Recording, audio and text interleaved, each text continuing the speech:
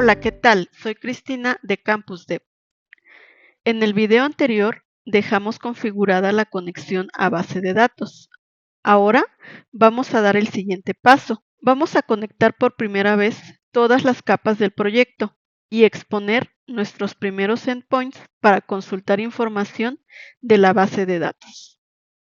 Para lograrlo, lo primero que debemos hacer es crear nuestra primera entidad y ver cómo se convierte automáticamente en una tabla. ¿Recuerdas nuestro modelo inicial? Es este. En él tenemos tareas y entregas con una relación de 1 a muchos. Empezaremos trabajando con la entidad tarea. En JPA, una entidad es simplemente una clase Java que representa una tabla en la base de datos. Es decir, vamos a modelar nuestro sistema directamente desde código. No introduciremos ninguna instrucción en PostgreSQL para la creación de nuestra tabla. Antes de crear la entidad, revisemos la organización del proyecto. Aquí está el proyecto en el que estuvimos trabajando la sesión previa. En este momento se encuentra corriendo, tal cual lo dejé el video pasado. Lo vamos a detener, ya no está corriendo. Y antes de crear la entidad, vamos a revisar la organización de nuestro proyecto. Vamos a trabajar con una estructura por capas, por lo que necesitamos crear los siguientes paquetes. Ya tengo el paquete controller, que es donde estarán los endpoints. Vamos a agregar el paquete service. Es en este paquete donde vive la lógica de negocio.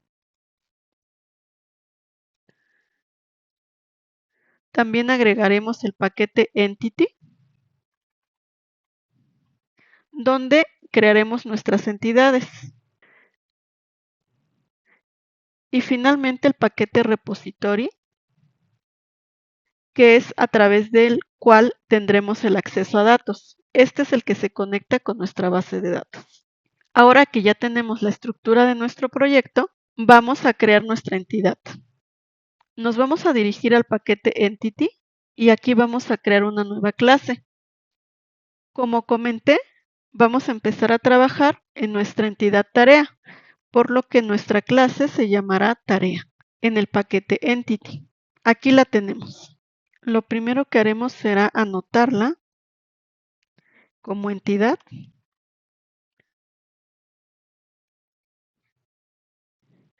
y agregaremos sus atributos y anotaciones necesarias. Toda entidad necesita una llave primaria.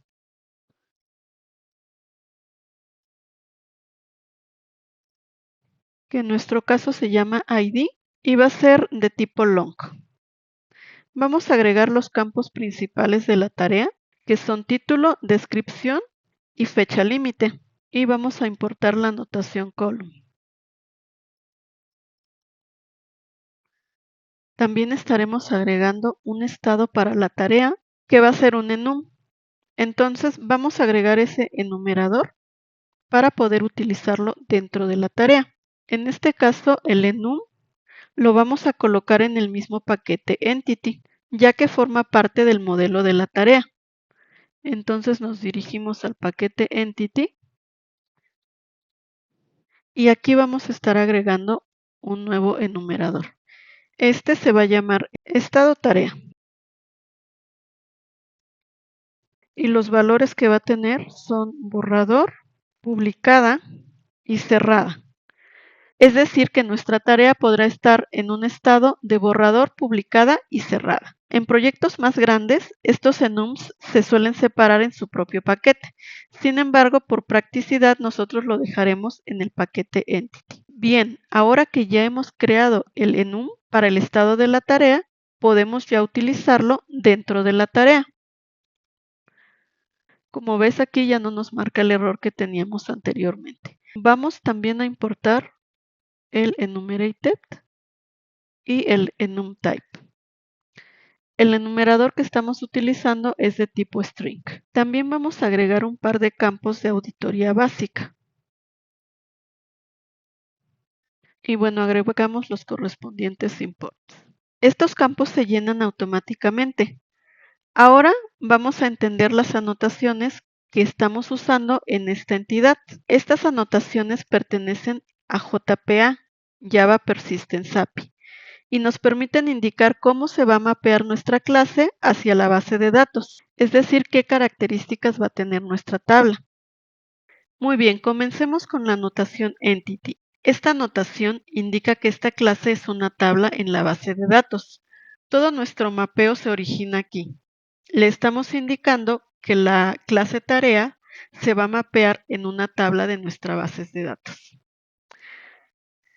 Luego, con la notación ID, estamos definiendo la clave primaria de nuestra tabla en base de datos. Le estamos indicando qué atributo se va a mapear como llave primaria. Recuerda que todas las tablas deben de tener una llave primaria. Luego, con Generation Value, le estamos indicando que este ID se va a generar automáticamente. Esto garantiza que cada registro sea único sin que tengamos que asignarlo manualmente. Lo va a manejar la base de datos. Luego, con la notación Enumerated, nos permite guardar el estado como texto en la base de datos, es decir, le estamos diciendo que el estado va a ser un enumerador de tipo string. La notación column nos permite configurar de forma específica cada uno de los campos de la tabla. Por ejemplo, con nullable estamos indicando que este campo es obligatorio porque lo estamos colocando en falso, es decir, no lo podemos mandar nulo. Con length definimos un tamaño máximo. En este caso, hemos definido la descripción con un tamaño máximo de 250. Con name podemos asignar un nombre específico al campo en la base de datos que sea diferente al nombre del atributo. Finalmente, las anotaciones timestamp de creación y de actualización nos permiten guardar automáticamente la fecha en que se crea el registro y la fecha en que se actualiza el registro. Estas dos anotaciones nos ayudan a llevar un control sin escribir lógica adicional.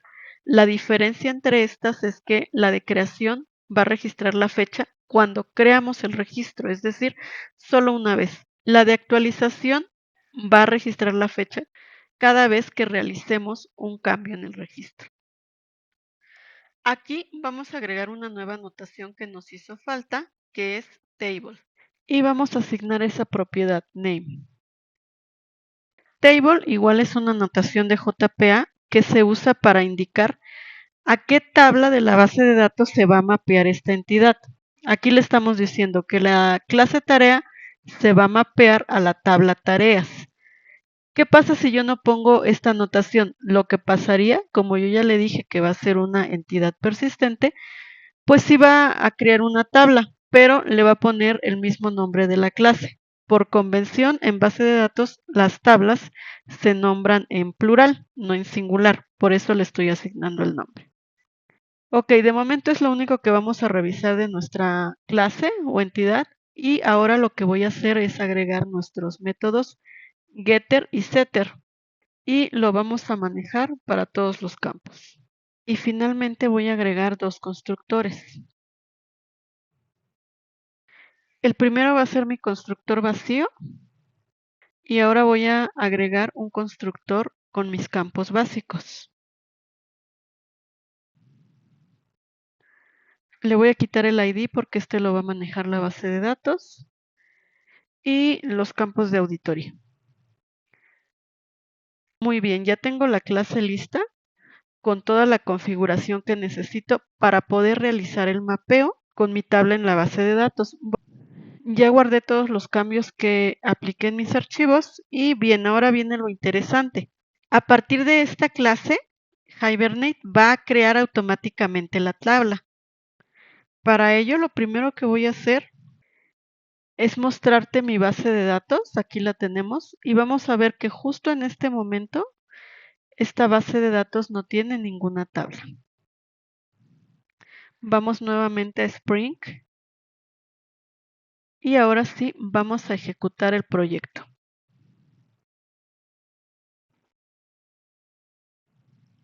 Y si todo está bien configurado, ya deberíamos de tener nuestra tabla creada en la base de datos.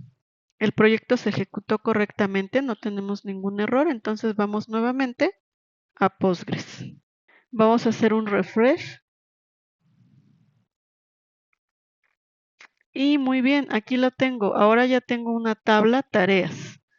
Y esta tabla tiene justamente las columnas que le indicamos: ID, descripción, estado, fecha límite, fecha de publicación, título y update at. Perfecto. Aquí podemos ver entonces que la tabla existe, se creó correctamente y nosotros no tuvimos que introducir ni una sola línea de código, ningún comando en Postgres. Esto sucede gracias a la configuración que tenemos aquí justamente, DDL Auto como Update. Hibernate toma nuestras entidades y las convierte en tablas en la base de datos. Ahora que ya tenemos nuestra primera entidad lista, es momento de empezar a interactuar con la base de datos y hacer nuestras primeras consultas.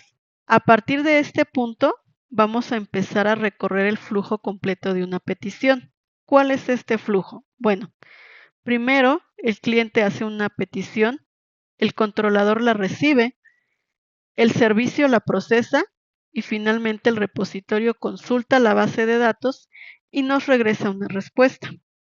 Vamos a construir dos endpoints, uno para consultar todas las tareas y otro para consultar una tarea por su ID. Vamos a empezar a trabajar en los paquetes que ya habíamos agregado. ¿Qué voy a hacer primero? En el paquete repository vamos a crear una interfaz que la vamos a nombrar tarea repository, la cual va a extender de JPA repository. Vamos a hacer el correspondiente import y aquí le debemos de indicar estos dos argumentos. Es la entidad con la que vamos a trabajar y el tipo de dato de su identificador. Entonces, la entidad con la que vamos a trabajar es tarea y el tipo de dato de su ID es long. Vamos a hacer el correspondiente import de tarea y aquí lo tenemos. Long, ¿por qué long? Porque el ID, el tipo de dato de mi llave primaria es long. Ok, entonces ya tengo el repositorio para mi entidad tarea. Este es la capa encargada de acceder a la base de datos. En Spring Data JPA basta con crear una interfaz que extienda de JPA Repository para obtener las operaciones básicas, es decir, para hacer un CRUD básico. Vamos a poder guardar, listar, buscar por ID, actualizar y eliminar. De momento lo vamos a manejar así, simple. Vamos a utilizar los métodos que ya nos deja disponible JPA Repository. Ahora vamos a crear nuestra capa Service. Aquí es donde más adelante vivirá la lógica de negocio. Por ahora lo vamos a usar como intermediario entre el controlador y el repositorio. Entonces vamos a agregar aquí en el paquete Service una interfaz nuevamente que se va a llamar Tarea Service. Por ahora nuestro servicio va a tener solo dos operaciones: listar todas las tareas y obtener una tarea por ID. Aquí lo tenemos. Como esta es una interfaz, ahora debemos crear la implementación de esta interfaz. Entonces aquí mismo vamos a crear una clase que va a implementar esta interfaz. La vamos a nombrar tarea service imp. Entonces vamos a decirle que va a implementar la interfaz que creamos previamente. Justo nos está marcando un error. ¿Por qué? Porque necesitamos implementar los métodos de la interfaz. Entonces le decimos que los implemente. Para este caso, el servicio va a delegar al repositorio estas consultas básicas. Vamos a ver cómo quedarían esos métodos. Ok, lo primero que vamos a hacer va a ser inyectar nuestro repositorio.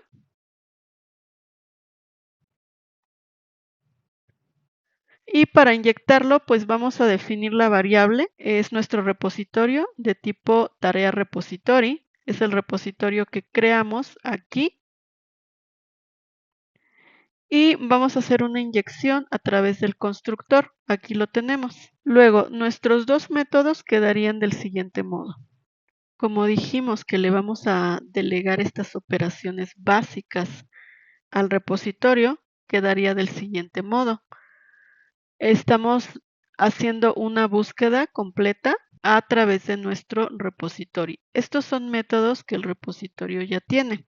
Si nosotros hacemos esto, nos posicionamos aquí, podemos ver todos los métodos que tenemos ya disponibles para utilizar sin que nosotros tengamos que programarlos. Estos nos los da JPA Repository. Bueno, esta es una búsqueda completa y ahora vamos a hacer una búsqueda por ID. El método queda así. Aquí tenemos el Find by ID de tarea repository que nos va a permitir hacer una búsqueda de una tarea en específico. Si la tarea no existiese, vamos a lanzar una excepción, que es lo que tenemos aquí. Ahorita es una excepción simple. Más adelante vamos a mejorar esto con excepciones personalizadas y respuestas más profesionales, pero vamos avanzando poco a poco. Bien, ya tenemos nuestra capa repository y nuestra capa service. Bien, antes de continuar, me hace falta agregar una anotación aquí y es la anotación service. ¿Para qué me sirve? Bueno, esta básicamente marca la clase como parte de la capa de servicios. Estrictamente registra la clase como un bin de Spring y nos permite utilizar la inyección de dependencias. ¿Qué es esto que integramos aquí? Nosotros inyectamos una dependencia que viene siendo nuestro repositorio. De momento es todo lo que necesitamos saber, no necesitamos más teoría. Bien, ya tenemos nuestra capa repository, nuestra capa service y ahora vamos a crear la capa controller. Esta es la que expone nuestros endpoints. Vamos al paquete controller y aquí vamos a agregar nuestro controlador para tarea y se va a llamar tarea controller. Lo primero que vamos a hacer va a ser anotarlo con REST controller y request mapping. REST controller básicamente le indica a Spring que esta clase va a manejar peticiones HTTP. Recuerda que esta es la capa que va a tener nuestros endpoints y que va a recibir las solicitudes del cliente, solicitudes HTTP. Y request mapping nos permite definir la ruta base de nuestro controlador, a través de qué ruta vamos a acceder a este. Ahora vamos a agregar nuestros endpoints. El controlador quedaría del siguiente modo y enseguida te explico este código.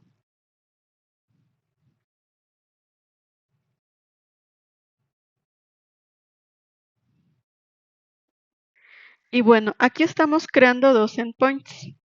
El primero nos permite consultar todas las tareas. Está invocando al método listar del servicio. ¿Cómo quedó el método listar del servicio? Aquí está y nos hace una búsqueda completa. Y el segundo nos permite consultar una tarea específica por ID. Lo mismo, invoca al servicio y como puedes ver, el controlador no accede directamente al repositorio.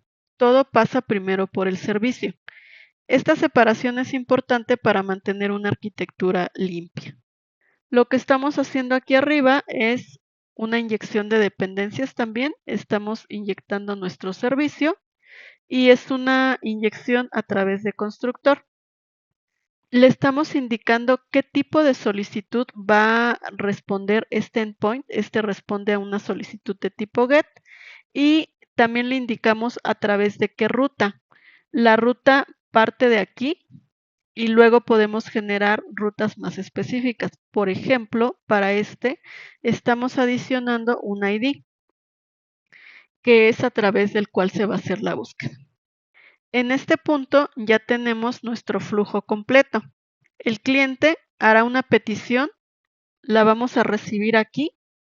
Dependiendo de la solicitud, va a responder alguno de estos dos endpoints. Luego se invoca el servicio la procesa, delegando la operación al repositorio y es finalmente el repositorio quien realizará la consulta a la base de datos. Y entonces obtendremos una respuesta en el cliente.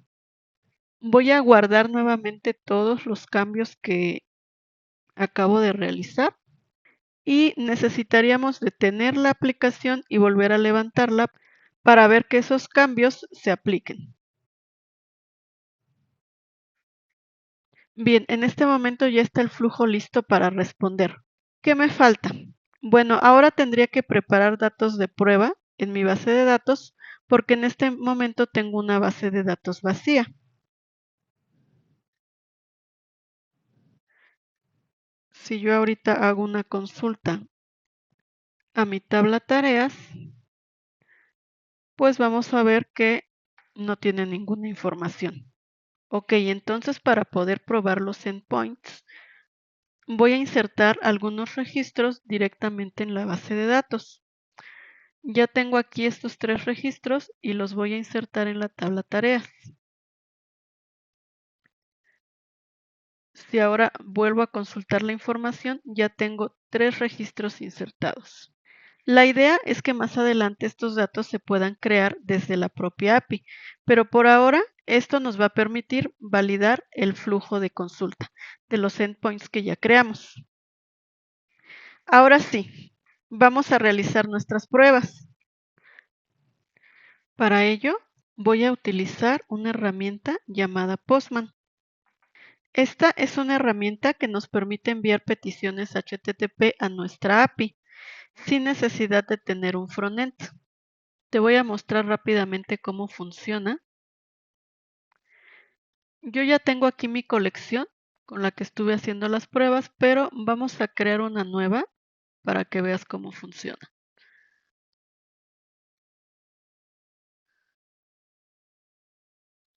Agregamos una nueva colección, le vamos a dar un nombre.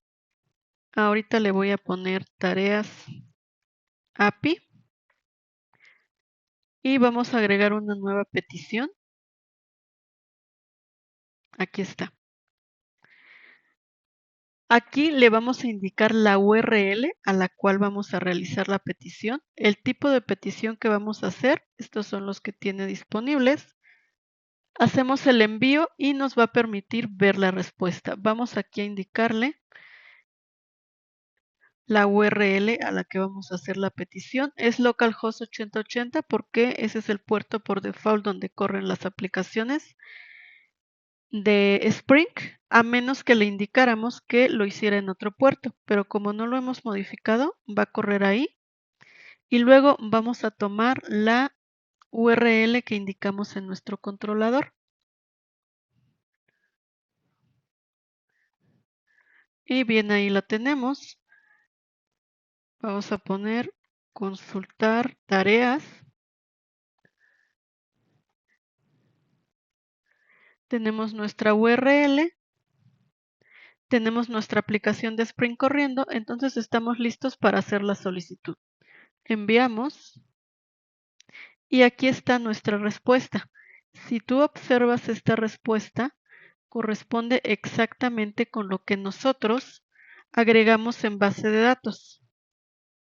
Desarrollar endpoints para tareas, diseño del modelo entidad-relación. Aquí está. Bien, ya tenemos ahí nuestras 3 tareas. Lo que acabamos de hacer es consultar todas las tareas y esta información ya viene directamente de la base de datos. Ahora voy a agregar mi segunda solicitud para obtener una tarea por ID. La vamos a llamar consultar por ID. Le vamos a indicar la URL, que en este caso es la misma. La solicitud es de tipo GET, pero para esta tenemos una particularidad. Además de la URL, nos está solicitando un parámetro, en este caso el ID de la tarea que quiero consultar. Vamos a consultar la tarea con ID 2, diseño, modelo, entidad, relación. Y aquí tenemos ya la consulta realizada. Muy bien, ya tenemos un flujo completo, ya estamos pasando por todas las capas de nuestro proyecto. Tenemos una arquitectura muy similar a cómo se trabaja en proyectos reales. Si observamos nuestro código, nosotros estamos devolviendo tareas, es decir, estamos trabajando directamente con la entidad. Más adelante vamos a mejorar esto haciendo uso de unos elementos llamados DTOs. Esto para no exponer nuestras entidades directamente en la API. Hasta este momento ya tenemos el primer flujo real del proyecto funcionando de punta a punta. Es decir, ya vamos desde el cliente hasta la base de datos. Podemos hacer una solicitud pasando por las diferentes capas. Llegamos a la base de datos y obtenemos la información de esta.